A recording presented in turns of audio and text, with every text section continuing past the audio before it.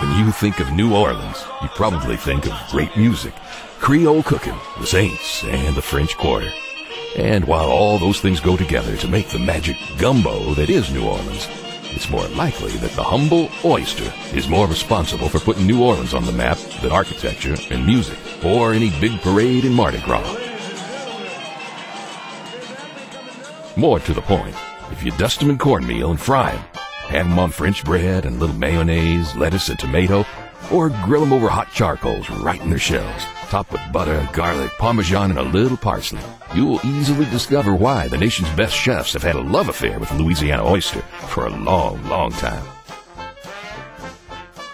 Let me tell you, I love Louisiana oysters. Whether they're fresh right on the half shell or cooked here at Commander's Palace with fresh oysters and house-made bacon, you certainly can't go wrong with fresh seafood right here from Louisiana. Whether you eat them in moderation or by the dozen, and however you decide to prepare them, you're bound to discover what the experts have known for years, that Louisiana oysters consistently add unmistakable character and flavor to any meal. More than a third of the nation's oysters come from Louisiana, so it's no surprise that Louisiana oysters are showing up in great recipes and celebrated kitchens from coast to coast. But first, oysters must be harvested, and those methods have evolved over the years. But when we first started off, we start walking in the water and picking them up by hand, all right? Cold weather like this, okay? Of course, we had kind of hip boots at the time. Some of them didn't have hip boots. And then as it went on, we got what they call waders. But that was years after. And from then, we went to what we call tonguing oysters. It's a rake, like you take two rakes and 8 feet of water, 6 feet, 10 feet rake, put them on the deck of the boat. Now we're dredging out, we got hydraulic. It's a winch. And now all you do is just press the handle down and it brings the dredge up. And just throw it down.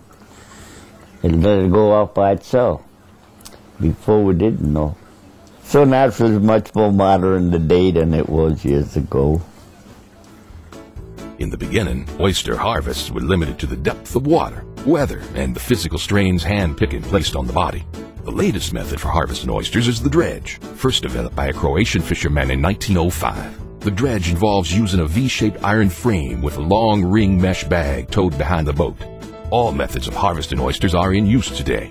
The Louisiana oyster industry is one of the most successful oyster fisheries in the country, and through proper management, its continued success is evident. In fact, Gulf Coast oyster processors have taken the lead to ensure safer alternatives to traditional raw oysters, even for at-risk consumers. Post-harvest treatment processes now exist for the raw oyster before it reaches the consumer. Each process has unique advantages and characteristics that provide greater convenience for all customers, while reducing the risk for the at-risk customer. In Louisiana, we produce about 250 million pounds of in-shell oysters a year, or about 750 million oysters annually. There's 4 different types of post-harvest product.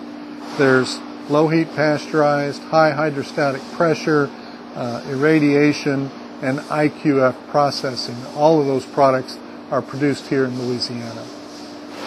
When they're put into the high-pressure processors, the water pressure in the tube will go up to about 38,000 to 40,000 pounds per square inch, which is what reduces the bacteria of concern as well as shucking the oyster.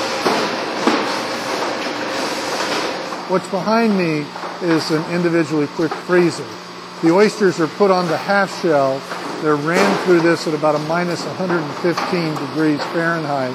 They come out on the other end.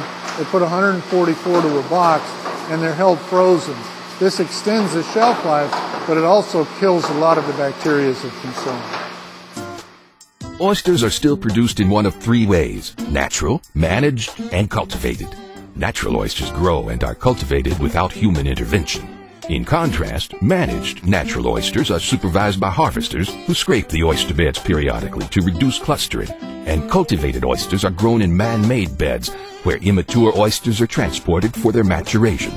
No matter how the oyster is produced, the Louisiana oyster resource is stable and strong, and its industry is one of the most successful in the country. I've had oysters from up the East Coast and the West Coast, and you know, they just don't have the same kick that a Louisiana oyster has. You know, to me, right out of the shell with a little cocktail sauce, a little bit of lemon is just perfect. And that's why I love them, and I think everybody should eat them. Louisiana produces more oysters than any other state, and the industry is responsible for more than 4,500 jobs and an economic impact of millions and millions of dollars. Besides the well-known taste and desirability of the oyster, oysters also contain the most concentrated natural source of zinc, essential to maintaining a strong immune system. Oysters help maintain collagen and elastin fibers that give skin its firmness and help prevent sagging and wrinkles. And oysters can help improve vision. Oysters are even helping in the fight against breast cancer, and all in all, are one of the most nutritionally well-balanced foods, containing protein, carbohydrates, and lipids. Could there be something to the legend that oysters are the food of love, these gems of the sea? One thing's for sure, these delicious, nutritious treats are now safe for everyone to eat. And like a good wine, oysters feature nuances in flavor that depend on the bay, bayou, lake, or inlet where they're cultivated. The road to the mouth-watering oyster begins in the chilled, briny depths of Louisiana's finest oyster beds. From there, the oysters are processed and quickly delivered to restaurants far and wide. And that's where the fun begins.